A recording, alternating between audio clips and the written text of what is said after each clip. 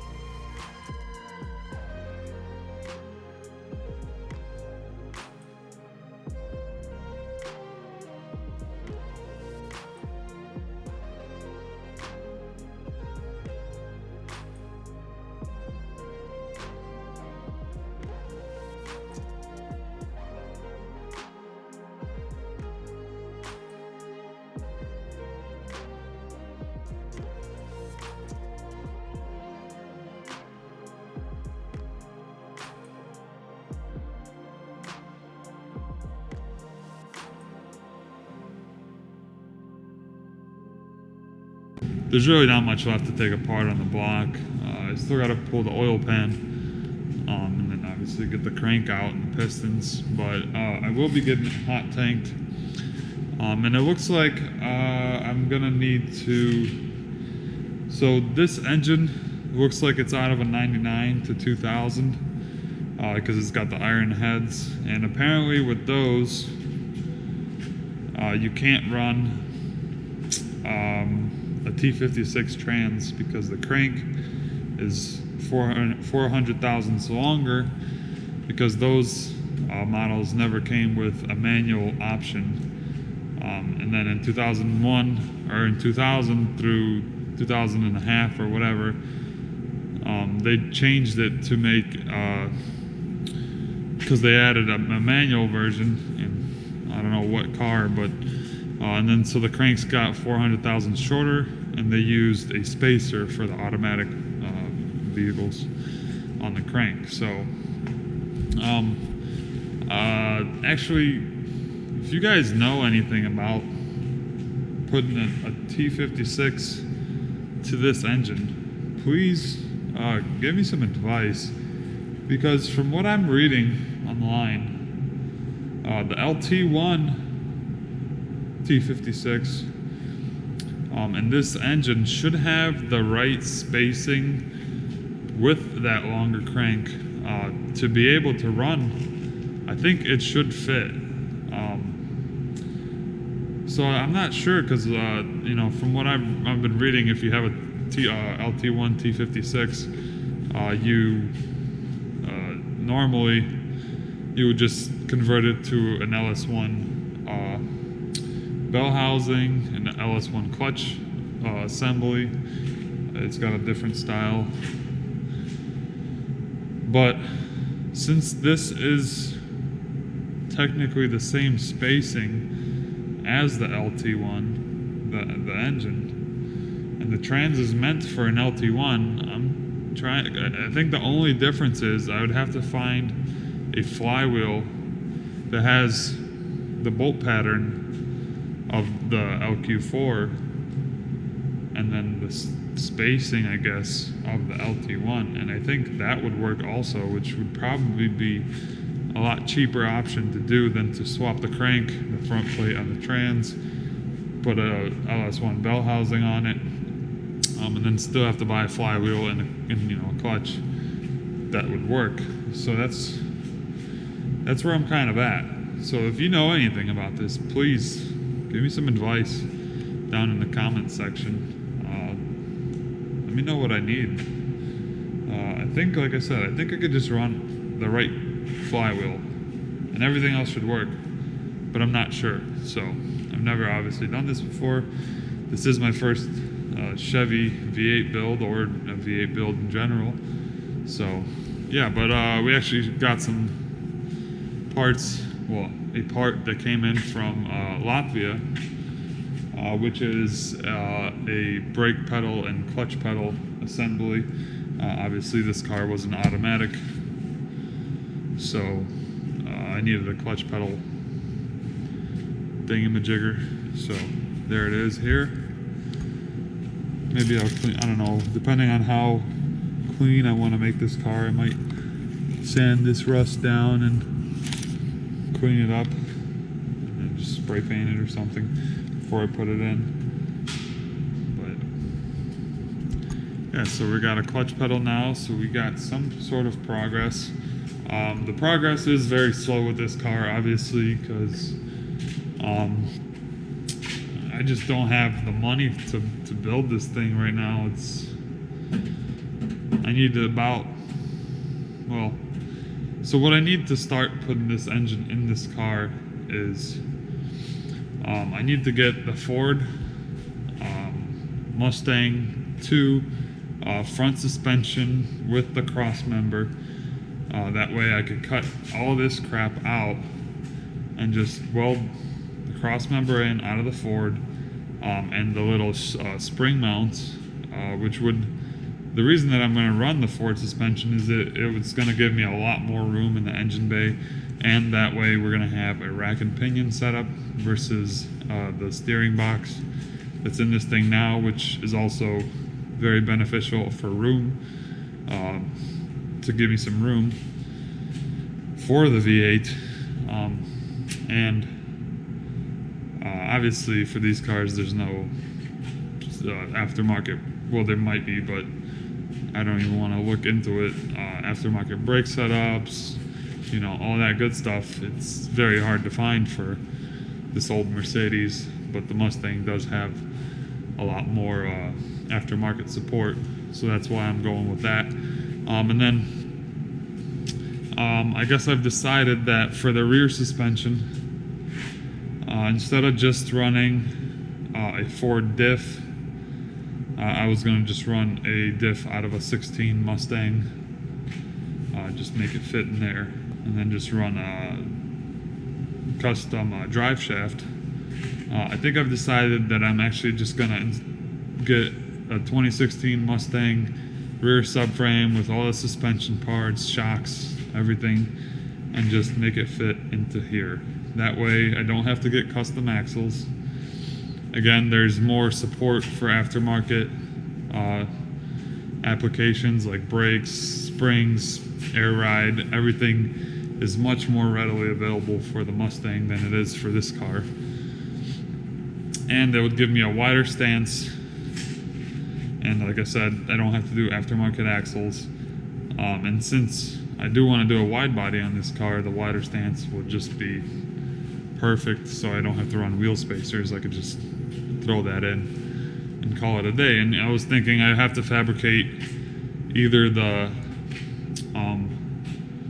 rear diff to fit in there, or I could just fabricate some mounts for the rear subframe and make that fit, which is probably going to end up being a little bit more work, but then you get a lot better suspension than what's in here now. This is going to be such a huge project, but I'm so excited. Like, look at this thing. It is so freaking clean in here.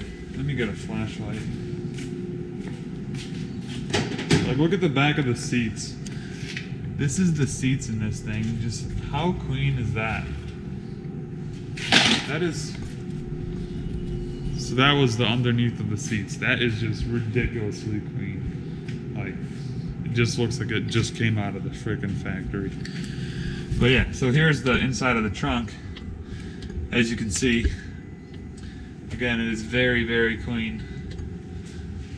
There's a little vacuum reservoir for the vacuum operated, there's a little line for it right here. The vacuum operated, what does it have? Door locks. I think that's the only thing that's vacuum operated in this thing. But yeah, like, there is absolutely no rust in here.